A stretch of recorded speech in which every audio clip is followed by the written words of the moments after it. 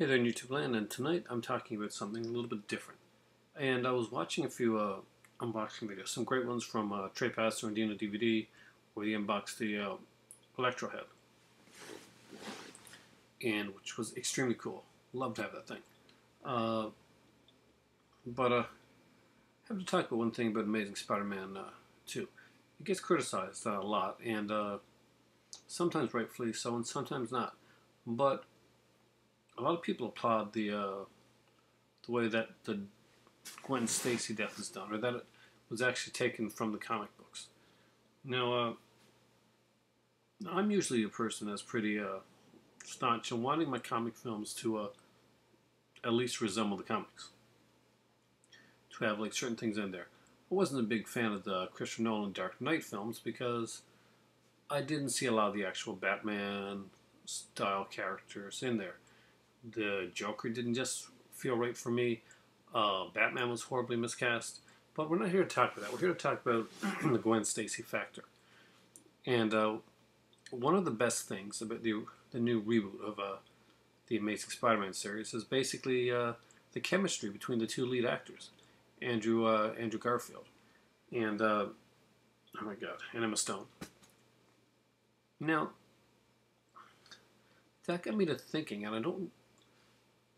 What bothered me, I kind of liked the film. I thought it was a little bit all over the place, but it's one that I want, and if I get it, I'm definitely going to get that Electro head. That's pretty damn cool. But here's what I don't like. I don't like that they killed off Gwen Stacy. Basically, the chemistry between the two lead actors really made sense, and it really made the movie just a bit more. Now, I understand in the comic books why they killed off Gwen Stacy. We're looking at a comic that had gotten 120 odd issues. Actually, she gets cut off in issue 121 or 122. They're kind of like, it kind of crosses over the night Gwen Stacy died. Now, in the comic, it had gone on for a while, and of course, Uncle Ben's death had been the motivating factor behind him being Spider-Man. And 100 issues in, I guess you're like, you need something to kind of reiterate or show, like, why does he keep staying Spider-Man? Why doesn't he just marry the girl and go on? Well, this happens. And that's great. It's been 100 and so issues of Spider-Man adventures. So it kind of gets to a natural progression. That, yes, something bad has to happen to reinforce that this is why he has to do it. And also make him think at the same time that should he have started this in the first place? Now, however, this is the second movie in a reboot. So the killing of a lead character, which is is a surprisingly strong female character, has great chemistry with the lead actor, adds just so much to every single scene that she's in. And because she was killed off in the comic books in issue 100 and something, they decide that let's go straight by the comics and kill her off now, because why? Does it actually make any sense to the story? Is this a way to just like shoehorn Mary Jane in there? And did we really need to see Mary Jane so soon? And does it really have to go that close to the comics? This is one time when you really don't have to. I mean, there are certain things that has to happen. Spider-Man gets bit. Peter Parker gets bit, becomes Spider-Man. That's got to happen. He has a love interest. That's got to happen. He meets villains. That has to happen.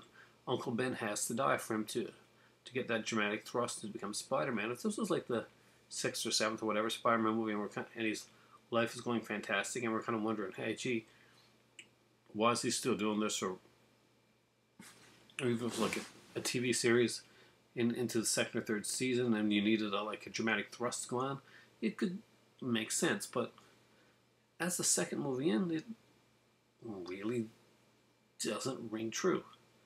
Gwen Stacy's death doesn't add anything. In fact, it takes away from the film. Instead of adding the emotional, like, gravitas that you would think it should have add to the film, we get to see him kind of getting over it, at least a little bit, within that exact same movie. Gwen was an amazing character and was so well done. It is hard to think of like a female lead that, especially in a superhero movie, that is such a strong lead character. This is not a girl that has to go out and be rescued by Spider-Man. This is not the Mary Jane of the old series. This is a character that adds to it, that actually helps Spider-Man, that figures things out. This is a strong female character, someone that girls, especially young girls, can relate to. And yet, because she got killed off in the comic,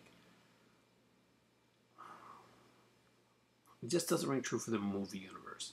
For the comic book universe, okay.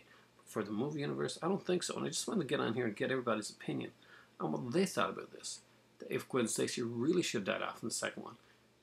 Does it matter? Does it have to follow canon that much? Because it really hasn't followed canon. It's been all over between the Ultimate and the regular Spider-Man universe. And even if it is going by the Ultimate universe, well, Gwen Stacy doesn't stay dead there, but she died a different way, so that she can come back. And she dies a pretty definitively way in this film. That's my thoughts on the Gwen Stacey Factor.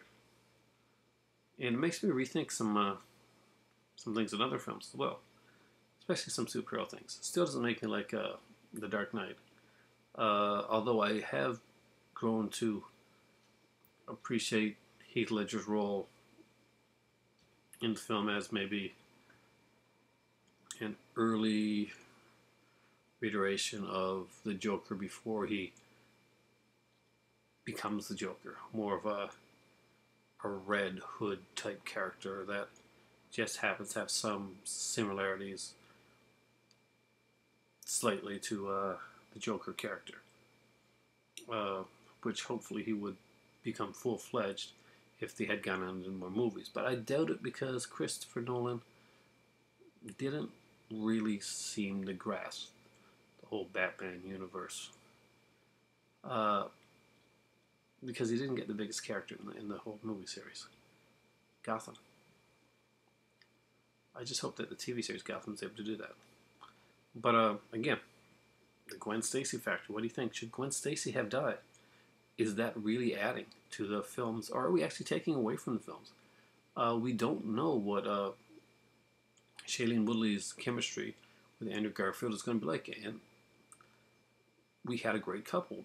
It's like having Nick and Nora Charles, and all of a sudden, bam! Just because it had shock value and gets a couple more butts in the seat, we're going to kill off Nora in the middle of a Thin Man movie. That's probably a dated reference for you guys, but I like those movies. Check them out; they're really good. The Gwen Stacey Factor. I don't think she should have died. What do you think?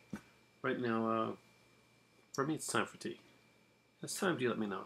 You let me know down there in the comment box.